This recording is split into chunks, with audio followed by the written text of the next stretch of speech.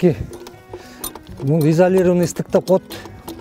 Могу жерде деген изоляция турат, эки накладка. Ортодо дагы изоляция турат. Азыр ушул күндүн ызыгынан рельс узаргандан бул жабышып калып, изоляцияны жалпайтып салганда ушуну алмаштырып атабыз азыр. Могу иштеп аткан аппаратыбыз бул разгоночный деп коет. Бул ушул жабышып калган рельсти эки жакка түртөт. Эки жакка түртүп ачып берет. Анан биз тиги эмени салабыз. Жабышып калса могу ортодо турган изоляцияны жалпайтып жеп эметип салат да. Жалпайтып салат, изоляция жалпайтыптан эки рельс бири-бирине тийип калса сигнал берет. Биякта рельстеги ичинде ток бар тиякта эме кылып турган.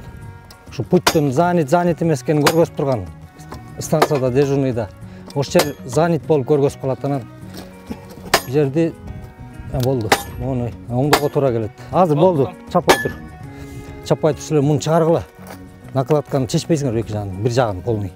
Мен Акчолтоев Русланбек Алиаскарович ушул темир жолдо иштейм.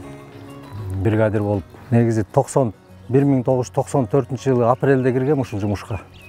21 жашымда. Анан ошол бойдон иштеп келатабыз. Мына башында ушу балдардай болуп монтер пути болуп эле иштегенбиз. Мына иштеп жүрүп бригадир болдук, баарын үйрөнүп.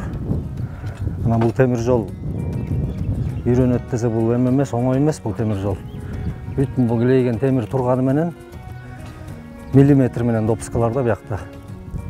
4 мм допуску, 2 мм допуску деп аны мындай элестетип келсең кичинекей эле нерсе, бирок ошол 2 мм жерден поезд өтпөй калышы мүмкүн, ошол эме неисправность болуп калсачы. Өзүбүздүн коллективде бир азыр 17 киши иштеп атабыз. Мындай бригадирлерден тышкары 17 монтер пути бар. Эртең менен келебиз. Планерка болот, инструктаж болот, журналдарыбыз бар. Ошолордун баарын, инструктаждын баарын өтүп, кол койдуруп, алардын баарын түшүндүрүп, могу сигнал жилеттерин кийгизип, мелай кийип иштейсиңер деп ушул техника безопасностун баарын карап, анан жумушка чыгабыз. Антмей чыкмай жок. Бияк Токмоктон Бишкекти көздөй 12 км участогубуз бар Токмоктуку. Кайра Токмоктон Кеминди көздөй болгондо Аякты көздөй дагы 12 км участогубуз бар. Ошондо эки отделение иштейбиз биякта. Азыр баары жанагы фосла деп железобетон ишпалдар туруп калган. Жакшы. Ошо азыр уровнен карап, түшүп калган просадка жерлерин карап оңдойбуз.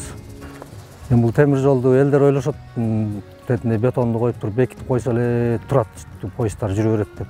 Биякта андай эмес, биякта күнүгө карап иштеш керек. Жайдын күнү болсо, мына күн ызыганда үстүңөн бир 35 градус ызык урса, темир ызып туруп кайра бет маңдайыңан дагы ошондой урат да. Ызык болот. Кол менен таянып да мынтип перчатка жок, кол менен таянып кармай албайсың рельсти ызык. Бул рельс жайында деген күн ызыганда деген могу ыстыктар жабышып калат. Аны да карайбыз. Ал жабышып калганын карабасак, выброс деп коет, түртүп отуруп, путты полный бир жак четке чыгарып салышы мүмкүн да. Суукта болсо мустак болот. Аябай эле мустайт да бул темирдин өзү. Анда рельстер кыскарып баштайт, анда да болттор түзүп баштайт, аны карайбыз. Биякта деген жаан жайбы, кар жайбы, мөндүр жайбы, шамалбы, боронбу, эчтекесине карабай ошо жумушту алдың, ошол күнкү жумушту бүтүргөндө иштейсиң да. Темир жол негизи маанилүү ушу Кыргызстанга. Анткени биякта деген канчалаган жанагы товарлар өтүп атат, ушуну менен товарлар келип атат, канча деген элдер жумуш менен камсыз болуп атат. Кудайга шүгүр. Ушул жактан ошо киргенден бери иштеген 21 жашымда кирдим дедим, ошондон бери ушул жактан эле агарып көгөрүп келатабыз.